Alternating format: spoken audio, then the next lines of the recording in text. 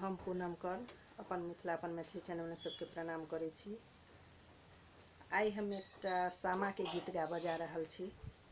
नीक लागत तो गीत के लाइक करब, कमेंट में लिखब, चैनल के सब्सक्राइब करब। अए लइका तिका मासहे सामा ले लया बतार। अए लइका तिका मासमाई हे सामा ले लया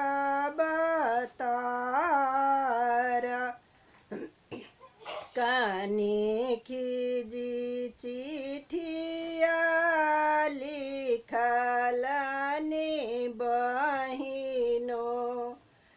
काने खिजी चिठिया लिखलने बहिनो।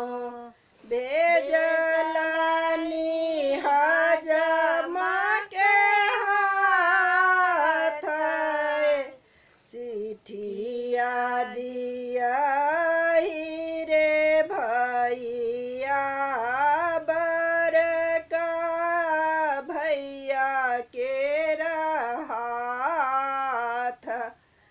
चिठिया दी रे भैया बड़का भैया के चिठिया पढ़ाईते हो भैया घोड़ा पीठया सवार। चिठिया पढ़ाईते हो भैया घोड़ा पीठया टिकुली बेसाहिया ओ भैया बेतिया सहर बाजार।